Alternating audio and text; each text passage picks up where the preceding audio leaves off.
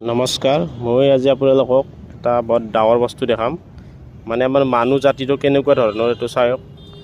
এজন মানে ইলেক্ট্ৰিচিয়ানক কাম নিদিয়াৰ বাবে এনেকুৱাকৈ ঘৰৰ ভিতৰত ৰাতি আহি ঘৰৰ ভিতৰত এনেকুৱাকৈ তাঁৰবিলাক কাটি গৈছে ঘৰতে। মানে MC বক্সটোত যি তাঁৰ আছে গোটেইবিলাক কাটি লৈ কিনে লৈ গৈছে। আৰু মেইন বৰ্ডত কাটিছে, মেইন লাইনত যিবিলাক ওলাই থৈ দিছোঁ এইবিলাকো কাটি নিছে। তো এইটো কামটো কৰাটো ভাল হৈছে নে বেয়া হৈছে আপোনালোকে এবাৰ কৈ দিবচোন কমেণ্ট কৰি। এনেকুৱা কাম কেতিয়াবা কৰিব লাগে নে নালাগে? মালিকৰ কথা, মালিকে যাকে দেয় তাকে দিব, কিন্তু যাক ভাল পায় মালিকে তাকে কাম দিব।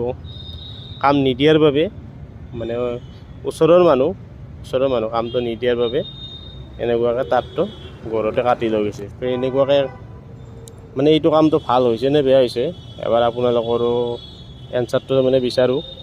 তো প্লিজ কমেণ্ট এটা কৰি কৈ দিব। তো এইটো